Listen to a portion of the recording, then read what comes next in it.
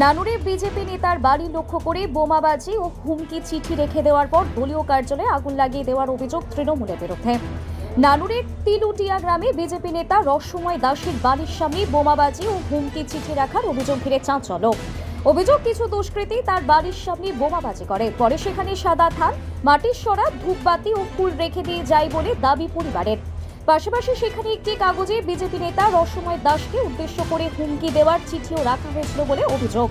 এই ঘটনাকে কেন্দ্র করে ব্যাপক চাঞ্চল্য সৃষ্টি হয় সমগ্র গ্রাম জুড়ে।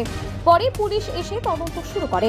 এই ঘটনায় বিজেপি নেতা রসময় দাসের অভিযোগ, গ্রামের সাবমার্সিবলের 1 লক্ষ টাকারও বেশি বিদ্যুৎ বিল নিয়ে দীর্ঘদিন ধরে সমস্যা চলছিল। গ্রামবাসীরা সেই টাকা মিটিয়ে দিল, তৃণমূলের কয়েকজন কর্মী তা বিদ্যুৎ দপ্তরে জমা দেননি বলে তার দাবি। বিষয়টি নিয়ে প্রতিবাদ করায় আগেও তাকে হুমকি দেওয়া হয়েছিল বলে অভিযোগ। তাতেও তিনি না থামায় তার বাড়ির সামনে বোমাবাজি করে ভয় দেখানোর চেষ্টা করেছে বলে দাবি বিজেপি নেতার। জানা গেছে, ঘটনাস্থলে কয়েকটি বোমা পড়ে থাকলেও সেগুলি বিস্ফোরণ হয়নি। পরে বোলপুর থেকে আসা একটি গাড়ির চাকার তলায় পরে একটি বোমা ফেটে যায় ও বাকি বোমাগুলি পুলিশ এসে উদ্ধার করে নিয়ে যায় বলে জানা গিয়েছে। এছাড়াও সংশ্লিষ্ট গ্রামে বিজেপি পার্টি অফিসেও আগুন লাগার অভিযোগ ওঠে। ঘটনা ঘটেছিল ঘটনা বলতে আজকে গত রাত্রিতে আনুমানিক 1টা-1.5টা নাগাদ পর আমার বাড়ির দরজার সামনে কিছু বোম ব্লাস্ট হয় এবং সকালে আমি বেরিয়ে দেখি যে আমার ছোট্ট মতো একটা পার্টির অফিস করা ছিল, বিজেপি পার্টির, সেই অফিসটা পুরো পুড়িয়ে দেয়। বোমা মেরে না, আগুন দিয়ে পুড়িয়ে দেয়। আর বোমা মেরেছে এবং বোমা মারার পরে কিছু বোম, 2-1টা বোম সাইডে কাদাতে হয়তো পড়েছিল, তাই বাস্ট হয়নি। তো আমাদের এই পাশে একটা পুকুর আছে, এই পুকুরে বোলপুর থেকে একটা বাবুয়া বলে নাম আড়তবালা মাছ ধরতে এসেছিলেন এবং ছোট হাতি গাড়ি নিয়ে, এবং গাড়িটা ব্যাক করতে গিয়ে চাকাতে একটা বোম পড়ে বাস্ট হয়ে যায়। তাতে তার গাড়ির কিছু ক্ষতি হয় এবং নিজেও ক্ষতি হয়। এটা আমি ওই জাল পার্টি, যারা জালের লোক এসেছিল তাদের কাছ থেকে আমি জানতে পারি। আর আমাকে আর একটা বোম আমি এখন সামনে দেখতে পাই, সেটা আমি পুলিশকে খবর দিই, ওনারা এসে নিয়ে যান।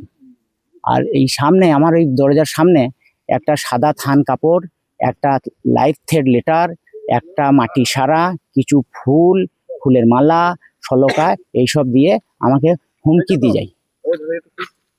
কি লেখা ছিল কিছু দেখেছো?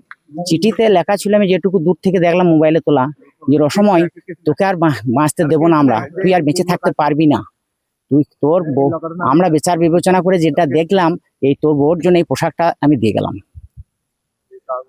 কতটা আতঙ্কিত রয়েছে? আমি ভীষণ আতঙ্কিত আছি, কারণ এই গ্রাম 90% মুসলিম, 10% হিন্দু।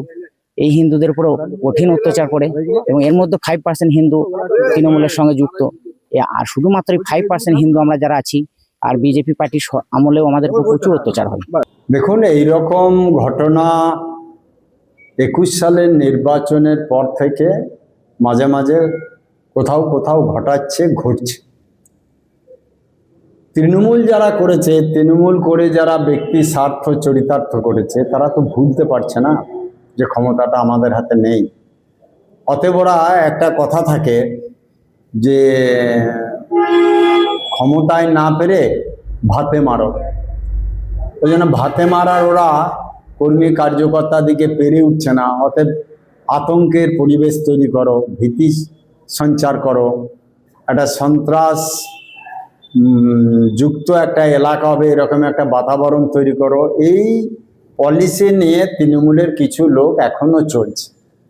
ওরা মনে করছে আমরা সেই মানুষ মরে গেলে অনেক তার আত্মীয় স্বজনরা যেমন ধরে ছাড়তে চায় না, সেরকম ওরাও ওই ক্ষমতাটাকে এখনো ভুলতে পারেনি। তারা ভাবছে আমরা ক্ষমতায় আছি।